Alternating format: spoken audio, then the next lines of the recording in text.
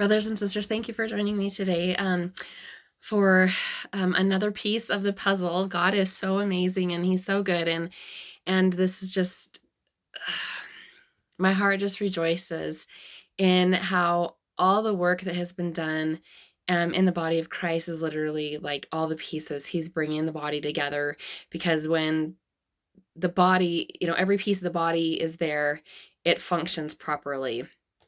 And um, so it's just amazing to see God's hand at work, and behind the scenes, how He's just been working, and now He's bringing everything together, and it's just a glorious, glorious time to witness and to get to be part of, and just to see His love, and just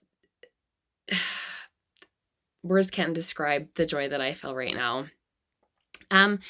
So today, I didn't even know I was going to be doing another video, and then another piece came and He's like, I would like you to share that as well. And I'm like, okay. So as always, everything that is spoken, I pray that you will take it before the Lord and ask Jesus, to reveal what you need to know for yourself. Invite the Holy Spirit into our hearts. I think that that's where, we get kind of tripped up, is that when Jesus knocks on the doors of our heart, we have with our agency, we can either open the door of our heart or we can keep it closed. The choice is ours. And so really sitting and pondering, where your heart is, and are we letting Christ into our heart so that He can share, His truth with us. So just a side note there. So today,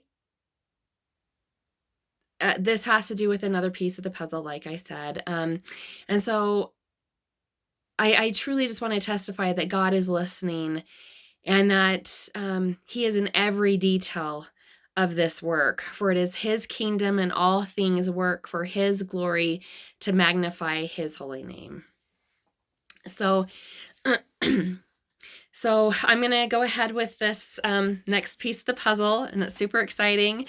And again, all glory be to God. So here is yet another piece of the puzzle given by someone that I've never met. But first, the Lord asked me, share a couple of these bullet points from the previous video that He had me do. So in that video, the Lord had me go into details about the days of the Jews and the Gentiles, how they were now being flipped for 3.5 years.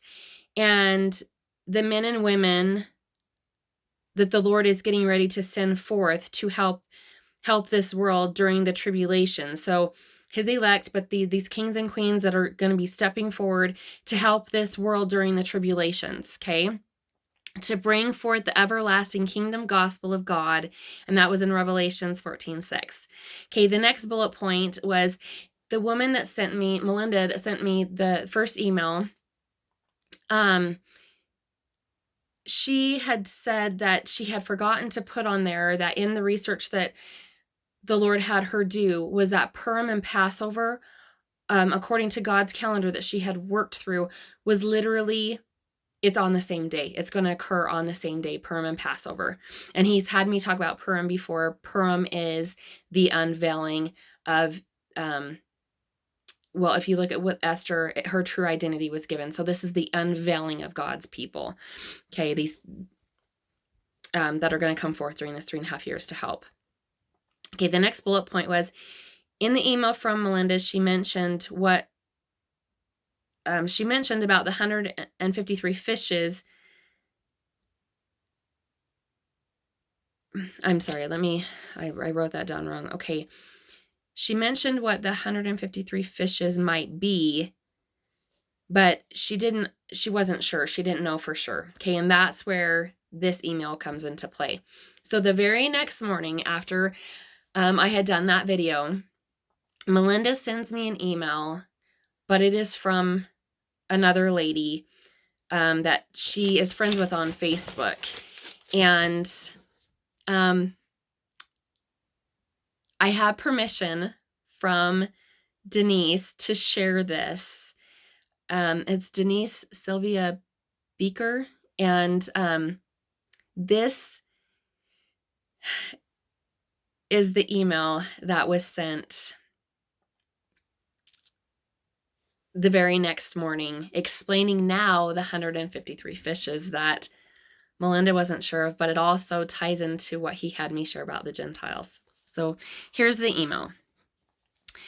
I just came across a friend's Facebook post about the 153 fishes. As on July 26th, on celestial clock, the line is between Virgo and Pisces, 153 fish. So if you have not watched the first video, please watch that, or you will not understand what is being said. The fullness of the Gentiles is coming in. The greatest shift. In the spirit, I heard the phrase catch and release. I knew in an instant the Lord was wanting me to do a little research, but what I found, I was led to read John 21:11 through 14, then began to open up the word, which became an on-point revelation for such a time. Now I know that catch and release is a fishing tactic. Some catch in order to tag or mark, then release. So the disciples went out, got into the boat, but caught nothing. On returning early in the morning, a man, Jesus, stood on the shoreline saying, "Throw your net on the right side of the boat." And they threw their net, and they were unable to haul the net in because of the large number of fish, 153. And the net was not torn. I was led to look at the Hebrew gematria, I'm not sure I'm saying that right, of a few words. We have moved. A great shift has taken place over Passover. Okay, now, just a little side note here is that she's saying as if Passover has just happened. We know from what is lining up that Passover is getting ready to occur on the 20th of April. Okay. Not only a great shift, but a scroll that is unrolling. The Exodus has set a pattern through the ages, pointing to the last Exodus of his ecclesia, like a prophecy being unsealed. 11 times in the Torah, the number 153 connects to the word, she says it in Hebrew, and I'm not sure what it means, but I'm not sure how to say it, but it means Passover. I cannot emphasize the importance of this massive shift. Now these words to contain the gematria value of 153, the sons of God. He brings them out, and he brings them out. And for the camels, a great harvest is coming in, a net, kingdom of God, that shall not break. The great shift from being fishers of men at night to fishers of men in the break of the day. This is a spiritual alignment of the dimensional move into the dawn of a new day, a new beginning, breakthrough. Remember, this is the second miraculous catch of fish. Okay. The first miracle, Jesus was in the boat with Peter in person. The second, he is standing on the shore after his resurrection. Now is the time of the final harvest, miracle after the ascended Christ, prophetic of the called out ones. Okay. The end time harvest, the sons of God having been caught by Jesus to come follow him. Disciples named and marked, sealed, and released to harvest a greater portion, throwing out the kingdom net to harvest sons of God, the 153. This shall be the final harvest.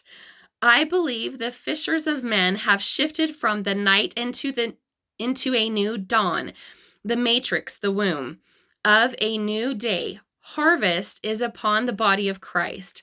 Light represents our Messiah.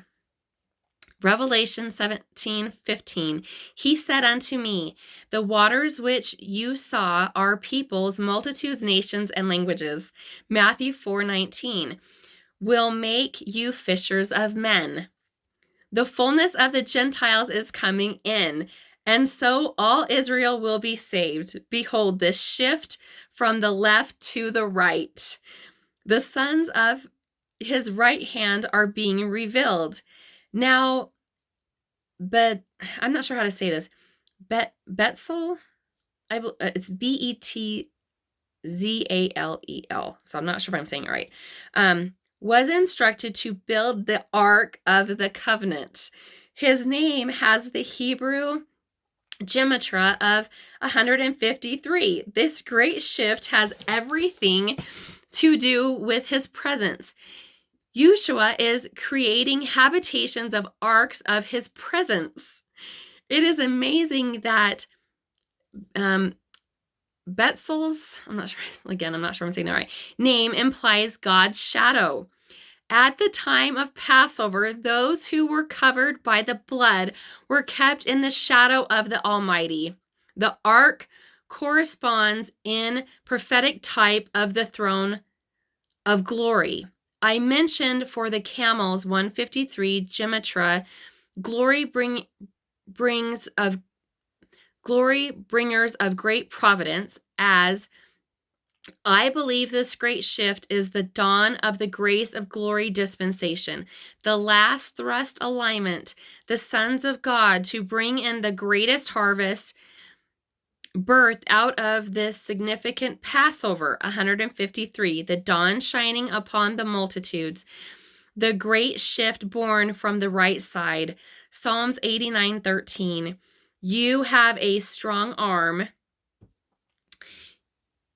Your hand is mighty. Your right hand is exalted. Psalm 60, verse 5, that your beloved may be delivered, save with your right hand and answer us. His desire is for the multitudes. Seas of nations, cast the nets on the right side. Note, when they cast the net by Jesus' instructions, they were not in normally deep waters, but it was closer to shore and shallow. This is the greatest grace and glory dispensation shift of God.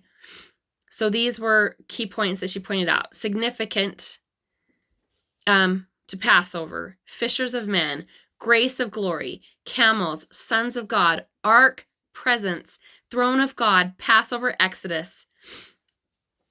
Okay, and then he wants me to go back and point out a couple of things in this, because this whole email, again, is completely mind-blowing, and it goes like with everything that he has been sharing with me and just putting all these pieces together.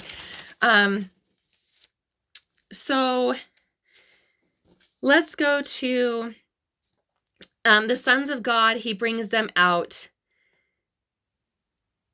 for this great harvest. Okay, and this is what he was having me share. This is the unveiling. This is what Purim stands for. This is the unveiling of God's people, who they are eternally. And again, this so important that we understand resurrection, guys, and what it truly means. This is the unveiling for them to now go forth and do this work for the next 3.5 years for God. Okay. And when he talks about when she talks about a new beginning breakthrough, remember, this is the second miraculous catch of fish. So if we see who the bride is, okay, and the bride, and this is what I was trying to explain the other day, and it was super hard because I was just having a difficult time explaining it. Okay, so the bride is the house of Israel. Everything that Jesus Christ talked about in the 4 Gospels, he was addressing first the house of Israel. Everything had to be implemented first through his own house. Then he could come in for this second catch, the second miraculous catch. Okay, so the bride is the house of Israel. As Christ was to gather his house first, Then they will be sent out for the second catch, the end harvest. Okay, and then I'm going to talk about the bride in just another minute, okay? So the next key point in this email, and there's so much, guys. Okay, she talks about the Ark of the Covenant that was supposed to be set forth for these sons of God. Okay, this is absolutely mind-blowing because I have not heard anyone talk about this. In the very first video he ever had me do, when it was Christ coming, he took me through the day's events of his coming, and then at night he handed me over to the Father, and the Father opened up the eternities like a scroll. He opened up the heavens like a scroll, and just, here you go. Okay, so I want to talk about these arches, these arcs. So let me just read this part. Okay, so Yeshua is creating habitations of arcs of his presence. It is amazing as Basiles, I'm not sure how to say that name, implies God's shadow. At the first time of Passover, those who were covered by the blood were kept in the shadow of the Almighty. The ark corresponds in prophetic type of the throne of his glory. Okay, and then she goes into more detail about the sons of God. Okay, so in that dream, and I share it in the first, I talk about how he opened up the eternities, and I was shown the worlds inside of a world, inside of a world, the worlds without numbers. And he was showing me, this is the inheritance of my sons. These are the kingdoms of my sons. Okay. And so in the second video he had me share, because it was in such detail and in such depth, that dream, that he was like, I need you to share a little bit more. And part of it was, you had God's center world in the center, okay? And there was a golden arch, and every world that his son, that had been inherited by his son. So if there was a world, there was another golden arch, and all these golden arches connected all these worlds without numbers to God's center world. Okay. So, and what does Michael represent? Michael represents the archangel. He is the one, this was explained to me in the dream, that Michael, being the archangel, holds these worlds, the arcs in between these worlds, open for God's people to move freely between these worlds. And this is also, the ark keeps it open for us to be able to move freely between heaven and earth. Okay, so I hope that makes sense, but this is so glorious, guys. Like, God's work that is coming forward and what he is about to hit this world with is absolutely amazing. I know that everyone has been so focused on the darkness part of it, but if we can see the glorious light that he is getting ready to absolutely bring in this darkness, guys, it is absolutely amazing and glorious, and all glory be to God. Like, this is amazing. Okay. Then the next key point was the last thrust alignment, the sons of God, to bring in the greatest harvest birth out of this significant Passover. Okay, she's talking about this alignment. Okay, so when I shared a couple videos back about when I had that, I had a headache so horribly bad that I literally thought I was going to have a brain aneurysm. And my brainstem, where it connects my spinal cord and my brainstem, actually was excruciatingly sore. I couldn't even touch it. In that time, the Lord was instructing me through this process, and he had told me, you are feeling the imbalance of the earth, okay? And that all things had to come back into God's alignment of creation, that unity and that perfect balance between male and female energy. Okay. And so these kings and queens are going to bring forth this perfect balance back, back into alignment with God. So it's absolutely just glorious. Okay. So I hope that makes sense. So, and then she talks about the great shift born from the right side, which is interesting because the Lord had shown me this split, and he was just like, the right side has to do with resurrection. The right side has to do with these people who understand resurrection. So if we understand the right side, who these people are, and what resurrection absolutely means through God's eyes and not the world's eyes, this shift is literally being born from the right side of this shift. Okay. All right, so I'm gonna leave it with that as far as her email. So glory, I just it's so glorious, guys. So let's go back to the bride for a minute. So he wants me to talk about a couple of things, and then I will close this video. Um, so the bride are those who have with the Lord. The Lord has sanctified them. They have walked through this process, just like Peter was walking with or was with Christ in the boat. Now Christ is on the shoreline saying, okay, do it how I've showed you to do it. That's literally what's going to take place. The bride has been walking with Christ directly. They have been walked through their sanctification and redemption process with Christ directly. And this is where Jeremiah 11 again comes into absolute play. If you have to be able to hear the Lord's voice and obey what the Lord is telling you. And so many people have said, you can hear the Lord's voice. Yes, this is part of it. We have to come to a place of being able to hear the Lord's voice. So his house is, yes, the house of Israel that is able to hear his voice. And because of that, they have been saved. But now the end harvest is being brought in, okay? So the beauty of the first miracle is that, as the house of Israel became his first miracle, okay, that he presents at the wedding feast to his father. They have been presented. They have been sealed his, okay, that now he's going to send them out for this end harvest. And there was somebody who was like, great, I think they said ADHD and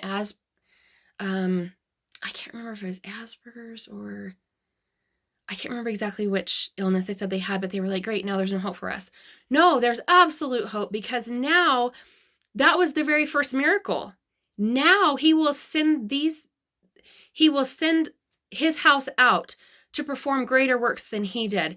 And so these miracles will absolutely be coming forth in Jesus Christ's name. Okay, so there is absolute hope and for every person. Okay. So hopefully people understand now what the bride means, okay? They have made themselves ready in the Lord. The Lord has literally walked them through this process. They have been in the boat with him, okay?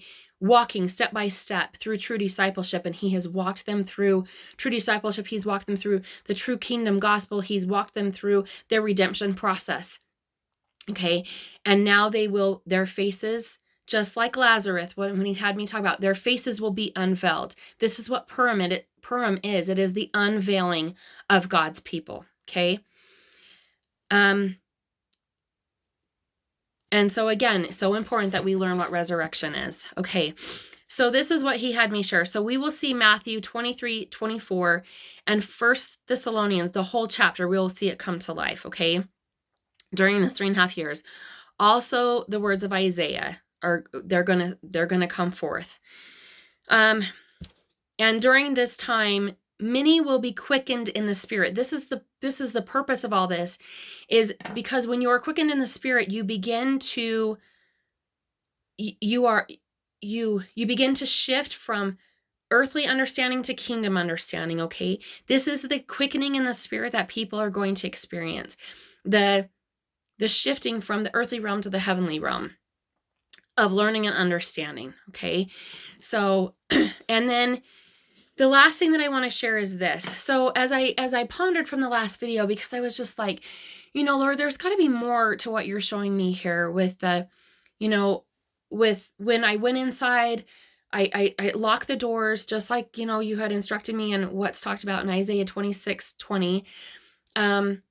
But when I came out, I was just like, wow, like I was shocked. Yes, I was shocked. But I'm like, is it really going to be 3 days for the people? And because I really pondered this because I don't want to lead anyone astray.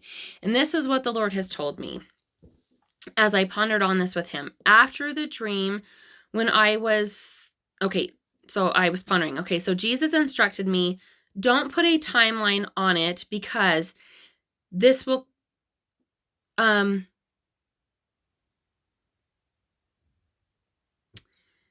because it will cause arguing, so contention in people. In fact, no one will know exactly how long the darkness lasted. So, in order to not put a time frame on any of it, no one is because in the darkness, you're going to be in darkness. You are not going to know how much time has lapsed. And so he said, don't put a time on the darkness. So whatever that looks like, it's going to look like exactly how God needs it to look like. As I've shared before, we can put our own emphasis on how we think something is going to look, but it's going to look exactly how God needs it to look. And so I hope that helps. I hope that this brings clarity. And just another piece of the puzzle, guys. This time is absolutely going to be amazing.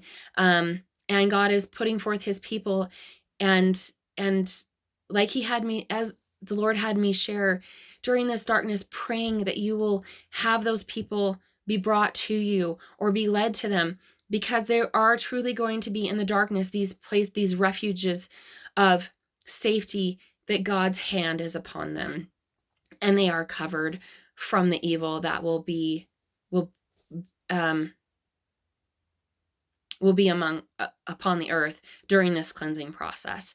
So I hope that helps. And as always, please take everything to the Lord and allow him to walk you through it. This is in depth. You have to allow the Spirit to walk you through this, or like Christ shared with being born again. If you want to understand the things of the Spirit, you have to be born again in the Spirit to truly understand what is being spoken. And that is the whole purpose why Jesus Christ spoke in parables. So I pray that you all have a blessed day, and just know and feel God's love for his children. It is amazing and glorious. So God bless.